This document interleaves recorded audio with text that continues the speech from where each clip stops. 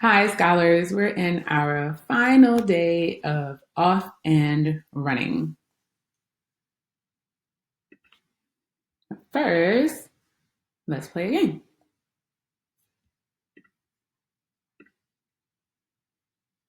So we're going to play a context clues game. Let me get my face out of the way.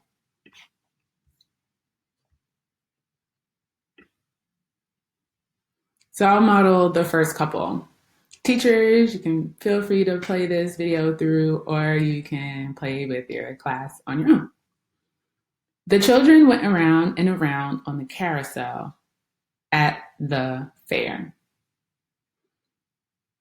Well, a carousel is not balloons, not a radio, it's not a slide. So carousel is a merry-go-round. Correct. The young boy taunted the puppy by holding a bone in front of the puppy's nose.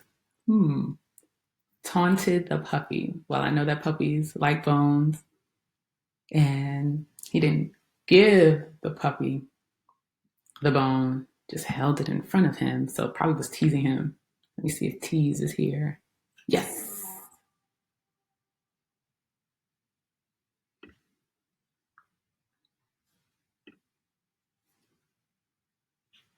Let's see. Let me get a volunteer to read out loud.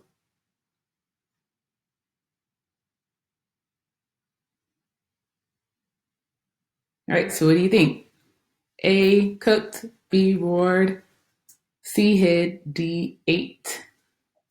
Someone's hungry and it's a bear. Very good, ate. Another volunteer to read.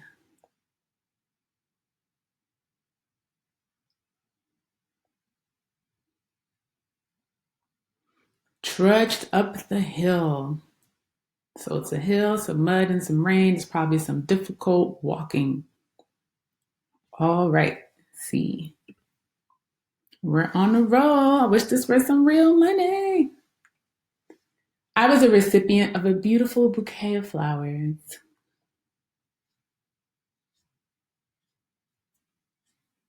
Some of the other answers are just so silly. All right. Another volunteer to read.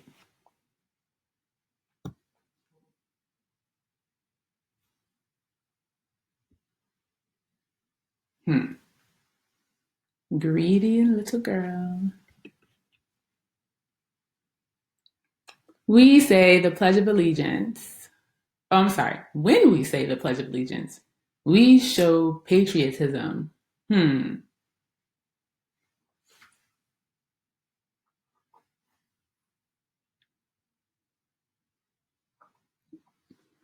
Pledge of Allegiance is what oftentimes you'll hear kids say at school. It's to the flag of our country. So love of our country.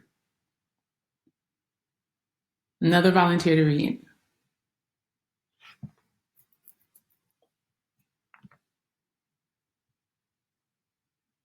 Peculiar.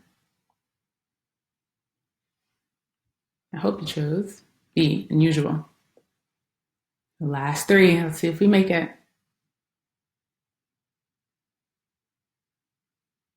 Cooperate on a team.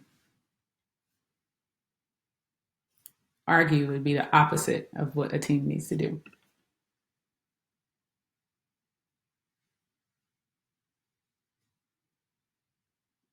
Someone else to read. We see the word effort, and we've heard that word many times.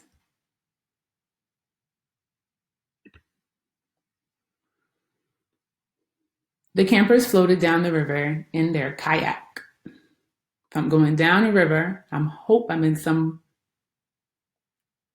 type of contraption, a float, a boat of some sort.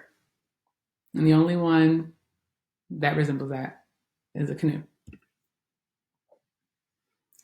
All right, for $1 million. The sluggish turtle laid down in the sand after a long walk. Well, we already know turtles are super slow. So our answer is D. Yay, we won and we didn't even use any hints. Good job, guys. So let's all turn to page 97 in our textbook.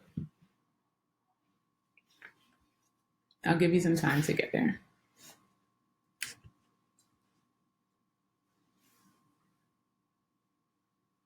We're going to read Consider This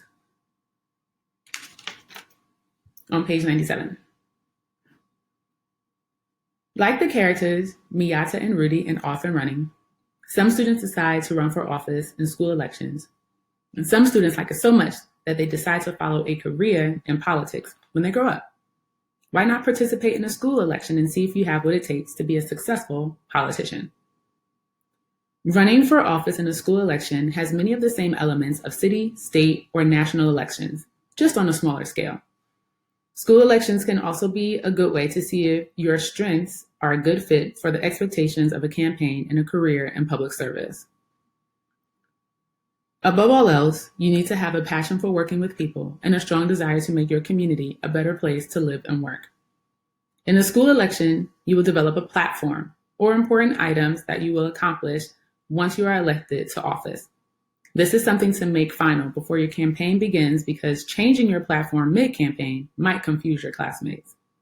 If you are voted into office, students will be watching to see if you follow through on your platform promises. To run a successful campaign, you will need volunteers to help carry out your campaign strategy. Which is your plan for promoting yourself and your platform? The following questions can be useful when developing a campaign strategy. Will you make campaign buttons, banners, or posters? What will your campaign slogan be?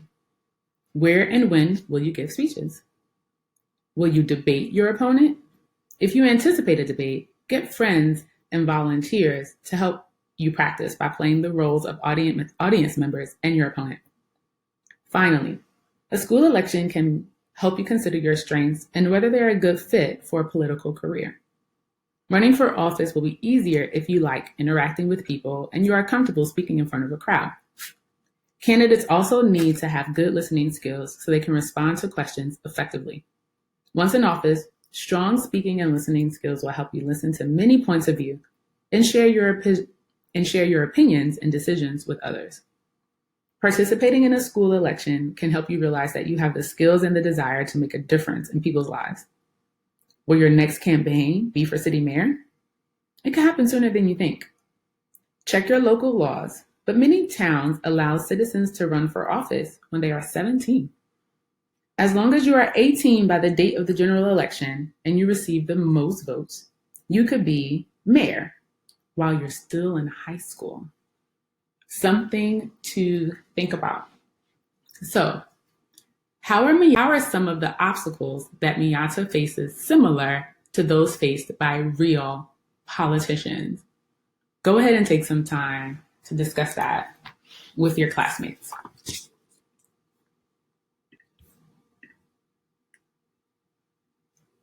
Our final comprehension questions.